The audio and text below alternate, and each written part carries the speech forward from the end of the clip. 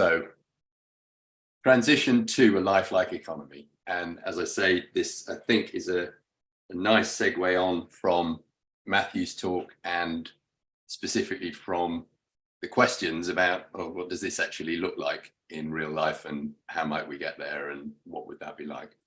I'm going to start with the reason for doing this. Apologies for blasting this at you, but I try and start as many talks as I can with this emergency. And particularly the work that I'm doing, that Matthew's doing, is due to our understanding that the economy we have is the underlying driver towards environmental catastrophe. It burns the biosphere at an ever-increasing rate in the service of its reward function, which is larger and larger piles of abstract dollar units in digital bank accounts. It's turning the real into the abstract, and this is the key driver of trouble. Hang on, so I'm just being distracted now by new arrivals. It persists in being like this because there are no feedback loops connecting the real world of the biosphere to the abstract world of the economy. So there's no direct connection. The only connection is in human choices. Human ethics need to be engaged, and yet our whole learning about how to manage the economy we live in is to deny our ethics, to not think about where the money came from, to not think about where the money's going to. We know that if we try and do that all the time, the system will punish us. And so we learn to shut ourselves down when we're making economic choices. That is the danger. So that's why I'm talking about a lifelike economy. So what do I mean by a lifelike economy? What would it actually feel like to be in one? So my definition of a lifelike economy is one where you can bring your whole self into exchanges that involve abstract money units. You know, you actually feel like you understand what the numbers are. Everyone's had those conversations, often in their 20s, often late at night, saying, why is this piece of paper or this bit of metal so important, and this other bit of metal, which looks roughly similar, so utterly unimportant? What's going on? And very often those conversations end up with everyone just saying, well, I don't really understand this, and it's too dangerous to question it. And so you just stop having those conversations and start just saying, well, I have to do what I have to do. But in a lifelike economy, that wouldn't be the case. You would be able to talk about the numbers, what they mean, why they work the way they do. And that would mean that your exchange transactions would feel like part of your actual life. I'm continually being distracted here as co-host by messages that people have entered the waiting room. I'm sorry, so I keep on having to turn the controls off. And that's what this image is about. People who visit Middle Eastern countries are very often, one of the things they talk about when they come back is how buying something is so hard, because the person you're buying from has no price list. What they have is a conversation with you, and everyone's trying to figure out what the right number of abstract money units is. For them, those abstract money units mean something. For you, it's just a price. Just give me the price. I don't want to have to think about them. And that's a deathly economy. So, okay, we keep using this word economy. What do we mean by it? More specifically, in the context of this talk, what am I meaning by it? So if we look at the Greek root of the word economy, comes from eco, which can be applied to something like an extended family unit, which might also be a tribe, a social group, and nomi, which is from the root nomos, which is management, law, principle. So we're not really talking about money necessarily when we talk about economy. What we're talking about is social coordination around our desires. What do we want from life in the context of constraints? And those constraints arrive from our ethics, who we are, who we want to be, what sort of world we want there to be, our capacity, what amount of value can we produce, what do we have, and our resources, what's available to us. So economy is social coordination to live a better life. That doesn't necessarily need to involve money, but as we'll see, in some contexts, money can be extraordinarily beneficial in building economy, building our capacity to coordinate for a richer life. So what do I mean by a lifelike exchange? I hope I've given some clues, but if I'm talking about feeling, then we probably need to spend a little more time in this context and hope that you begin to get a feeling for what this is about, because feeling is how we engage our whole selves. If we're only thinking, we're not fully present. And if we're not fully present, then we can ignore externalities of what money is, where it's for, and then we can ignore, because we have to, the fact that it's doing terrible things in Indonesia that we just can't even bear to think about. So what is a lifelike exchange? Well, if we think about a very simple exchange, a barter, here's someone offering meat for fish. Think about another one in a community setting. I was a founder member of the Brixton Let scheme in the 1990s, and it built community like nothing else I've ever been involved in. And still, I have acquaintances in Brixton that I haven't seen for 4 or 5 years. I'm very happy to see them. We're very happy, but no one does that, untruthful, oh, this has been so great, I'll ring you next week, we must do this more often. It's just an acquaintanceship, and that's very powerful. And we did things like swap, well, it wasn't barter, but effectively that's what it felt like to lots of people, although we kept score. Tomatoes for babysitting, that sort of thing. In a barter network, there are no numbers involved. It's just, yeah, I've got more tomatoes than I need, but I really could do with an evening out without worrying about the kids. And in that exchange, because there's no abstract numbers, everybody's actually completely able to bring their feelings into that. How much do I want that evening out? How much do I trust this person with my child?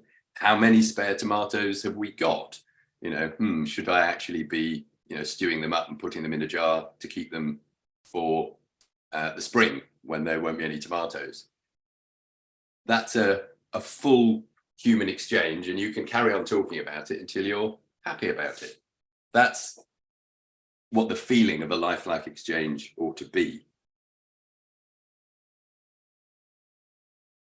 But if we contrast that with our current exchanges, so here's someone, probably you do this several times a day if you're in a developed economy, and in fact, across India and Africa, paying this way is becoming increasingly common.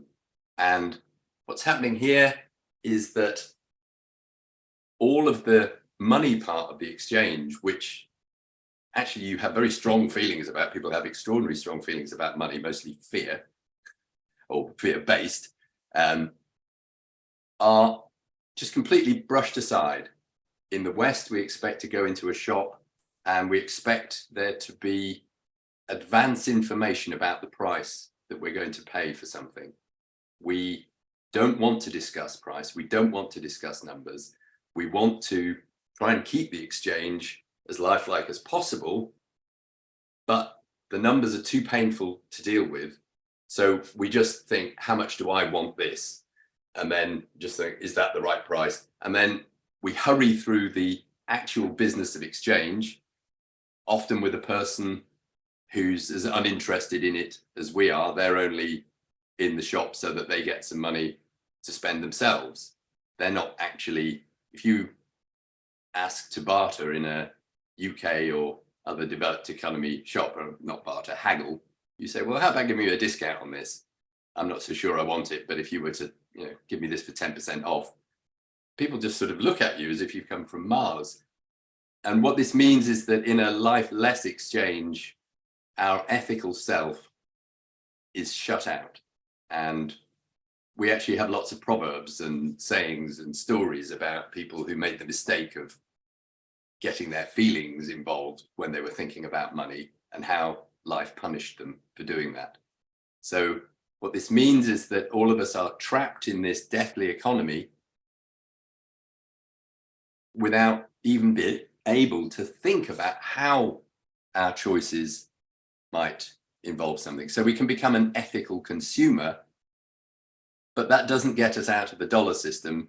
And the dollar system is essentially, as I said at the first slide, a machine for turning the biosphere into numbers and killing life in the process. So some people say, well, numbers are just dead. You know, numbers are inherently destructive. Because they're abstract, we can't think about them. They delete an awful lot of important information, and they lead us into making unethical decisions without even knowing about it. And people say, well, why can't we have a gift economy? And thinking about Matthew's talk before, I'm much less interested in a way in what money is, in the theory of money. What I'm really interested in is what money is for. In other words, what the social purpose of money is. And once we know or are confident that we have an idea of the social purpose of money, then we can begin to look at all the various theoretical approaches to instantiating money, and again, Matthew's talk, and begin to become effective designers with those possibilities around a money system that will do the purpose, the social purpose that we want to support. So we become empowered around money design if we begin to understand what money is for. So for me, the social job that money does is really rather simple. As our social groups get larger and larger, our ability to remember who's a giver and who's a taker, specifically, to use a technical term, who the free riders are that we would like to sanction a little in terms of our generosity, becomes too much. So within a group of people going to the pub or going out for dinner every now and then, taking turns to pay is a routine social mechanism. But it's also very common if you're with a group of 4 or 5 friends in the pub and you're used to taking turns to buy rounds, and you cope with the fact that due to random chance, somebody's not bought a round for 3 weeks because they always arrive late and just get bought a drink, and then they have to go home early because someone rings them up and they've got to go and look after the kids. You carry that. But if there are 15 people in a group, very often people say, we're not doing rounds here. This is just wrong. You don't need to explain it. People just say, oh, all right. And in fact, sometimes when there are large groups like that, you see a technique used where you get an empty glass from the bar and everybody puts 20 quid in the glass, and then you keep drinking until all of that's done. And that ensures that everybody's put the same amount in. But in larger social groups with less defined context than buying rounds in the pub, you need a way of keeping score. And that's basically the social purpose of money, is keeping score, in the hope that people who try and get by free riding are given messages and people can see that they are not really contributing as much as they would. So money, in this sense, is a gift. It's a gift of a promise to do something in future in return for something now. So it's a very special gift. It's a very socially defined gift, but still, I would say it's part of a gift economy that can scale, that can cope with larger numbers of participants. So if you're following me so far, then you might begin to have been reconciled to the idea that abstract money units have a value and be wondering, okay, so we're asking for a lifelike exchange, but this is in a lifelike economy. What does that feel like? So here, someone in a shop buying something. In a lifelike economy, as I've said several times, I'm going to reiterate, there are money numbers involved. They're just abstract enough to smooth away the worries that maybe you don't know this person, maybe you don't know quite what this shop is. But at the same time, they're real enough so that you know why you've got some numbers, you know what they're for, you know, for instance, if you're not happy with the system of those numbers, you've actually maybe got a resort to some power, some opportunity to raise that concern, to have your voice heard in the meaning, the governance, the arrangement of that money system. You know where the numbers have come from and you know where they're going to. And that makes it okay in the context of an exchange to be talking about the numbers, not to be keeping them shut off in a corner and just worrying about the thread count of this shirt or whether you're going to get a full refund if you bring it back in 15 days time, or the normal questions we ask. You can be saying, yeah, I don't know, I think I'd like to pay a bit less for this. And then that's an equal part of the conversation. So the numbers mean something to you. That's the key thing about exchange in a lifelike economy. They're not frightening. They're not too abstract. They're not somebody else's business that you just have to accept.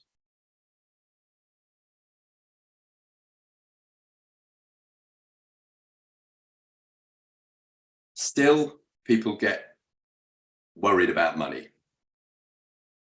Money gets a really bad rap, and this is not at all a surprise if we think about the money that we have and all the terrible things we know it's doing. You know, do we really have to read the tiny small print ingredients of every single foodstuff we buy to make sure it's not got palm oil in it because we know what's happening to our orangutans? Do we trust it when it says it's fair trade? This is all to do with the fact that this money is so completely abstracted and so completely far away from any ethical influence that we might bring to bear. But still, there is a social value to money. So it's this keeping score, and the particular context in which keeping score matters is when the group of people that you're using the same money with is too large to know whether they're free riders or not. And there's a very specific instance of that. So what we have is groups of people that are small enough so that we don't need money. And if we allow those to be called in-groups, where David Graeber says effectively primitive communism is enacted on a daily basis. People get what they need in an in-group and people give what they can. So sometimes someone comes to the pub and they hardly ever buy a round, but you know that it's because they lost their job and they're having a hard time paying the mortgage. And they're your friends, so you just buy them a drink. You don't bother asking them, why didn't you bring your wallet again? So within an in-group, you can do that sort of thing. But when in-group people inside one in-group want to exchange with people inside a different in-group, then there's difficulty. Money, as I say, can smooth out the differences between those in-groups and can keep score. But here's the thing, when several in-groups trade with each other regularly, exchange with each other regularly, using whatever they use for money, whatever way of keeping score they want, might be numbers on a piece of paper, and indeed all over the world, it still is numbers on bits of paper. Tick in the local shop, it used to be called, you know, the person would literally write your name and £3 in a book, and at the end of the week, when you got some cash, you would go in and you say, okay, what was my week's payment? It doesn't really matter what you're using. If a set of in-groups is regularly trading using some money-like system, over time, what happens is that they build a wider, looser in-group of people who use that money system. And that becomes a sort of in-group again. It's a looser in-group. It enables diversity, though. You've got these different in-groups, and they might have entirely, one might be vegan, one might, be strictly religious, another one might, only like people who support Manchester United. It doesn't really matter as long as they all agree in a shared context to use a way of keeping score. And what happens then is that shared context might want to do trade with another shared context a long way away, where Manchester United and veganism don't mean anything, but maybe being a Muslim or a Jew or a Christian means a lot. But still, they've got a context where all those groups can trade without worrying about people's food rules or what day of the week they take their holidays on. And I contend, and lots of economists contend, that actually money is the basis for building civilization, for building this way of outgroups talking to each other to build new, looser in-groups that allow for more diversity.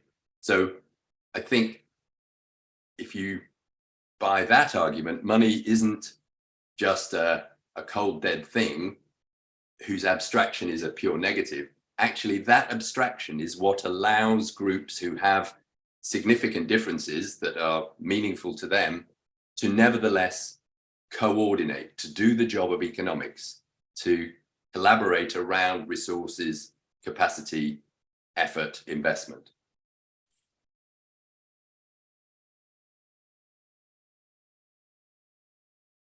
So let's try a quick recap before we get into the transition work. We need a lifelike economy, I contend, one which allows our ethics to become part of our exchanges. And we also need money because it's what enables us to have a broad, diverse civilization without all of us having to become the same. But the problem is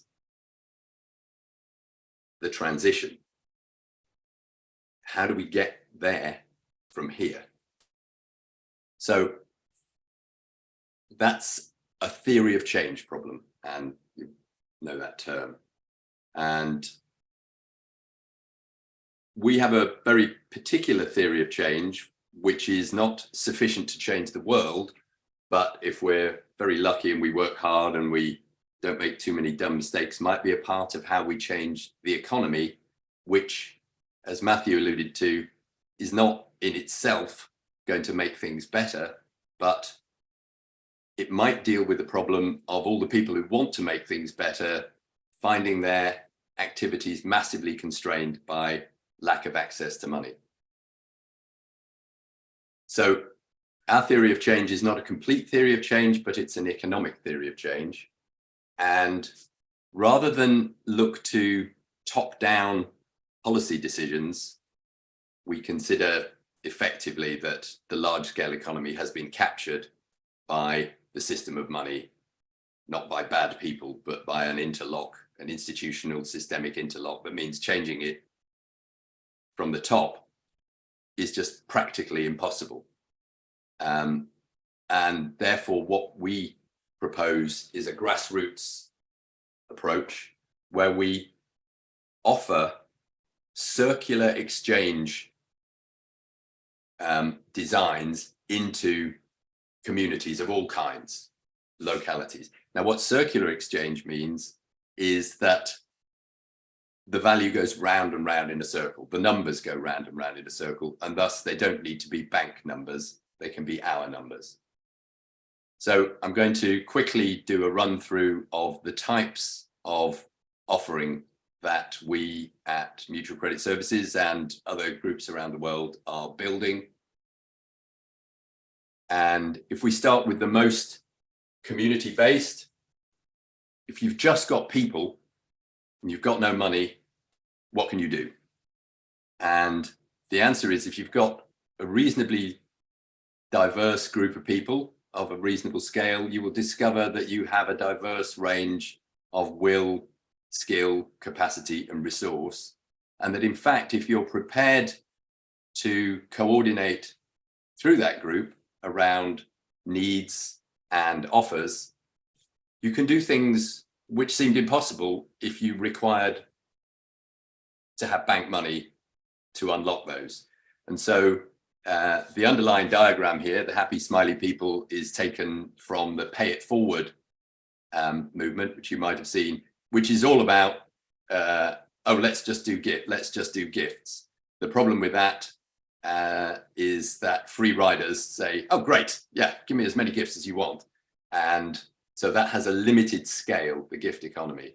But what the arrows over the top mean is that if you keep score in this pay it forward economy, where people are essentially giving each other stuff in return for a number on a piece of paper, if those numbers on a piece of paper circulate around because everyone's participating, then you can build trust, you can build belief in the capacity to coordinate just within a group of people without any need for any bank money at all. So that's the simplest thing you can do, and the thing which no one can ever stop us doing. But it isn't very powerful because you don't really interact with the real economy. You are swapping tomatoes and babysitting and, massage therapy, and it gets very difficult for people who have to spend a lot of pounds or dollars to participate beyond a certain level in that. But it builds community like nothing else I've seen. So then if we want to go a little bit wider, another approach that we're using is supporting local shopping. And this is very easy in a way. Local shops assess each other for their spare capacity, how much more they could sell without having to employ another member of staff. And they are allowed to sell shopping vouchers to locals at a discount on the basis of their spare capacity. The locals pay in advance for the shopping vouchers, so the shops get cash up front, they get more business, local people get discounts and come to local shops in preference to chains. And their ethics about doing that aren't punished by paying higher prices because they get discounts. If we look to a business-to-business setting, we have much more rigorous frameworks, which we call a trade credit club, which is basically businesses pool their trade credit. Trade credit is when a business offers another business 30 days to pay. And if those businesses agree to put all those invoices into a shared pot, as the network balances on the right of this spreadsheet show, the big fluctuations in their cash flow are all cancelled out, and they need much less bank money to do their business. And on the basis of enough experience with these kinds of contexts, with these kinds of networks where internal keeping score that doesn't use bank money rewards collaboration, builds trust, builds confidence in capacity, we can take the next step, which is building commonly owned infrastructure, at which point the capacity to produce economic value lives inside this new economy. And at that point, we really begin to motor. We have pilots in all these contexts at admittedly early stages, but they're real, and there are really strong local activists wanting to build them. But then if we want to make an actual economy, we need to be able to network these together so that the exchange between these groups can also happen without needing bank money. But importantly, they don't all have to join together into one big economy. They retain their own independence. They retain their own money system. However they've designed it is fine. There's a single balance of trade point. And then this illustrates the thing I was talking about before about the use of money building wider context. Here's a trading context between say, for small towns, and they build a county trading context. And the rules inside between them might be different from the rules inside each of them. So I hope that that gives you some idea of what we mean and how we're going to proceed towards a lifelike economy, one where the business of doing your exchanges is fully part of the business of your life. And I'm just going to show you an image of a network that works like this. This is an analysis of the trading within a network called Grassroots Economics in Kenya, which is run by a very good, well, he's actually handed it over to a proper group, but he built this network up over a number of years, a guy called Will Ruddick. And you can see all these very well defined blobs and circular patterns in here. And those are local contexts which are very, very strongly able to trade within themselves, but then they're connected together. And this is all trades not using bank money. So I think I've slightly overrun, but I hope not too far. Thank you very much.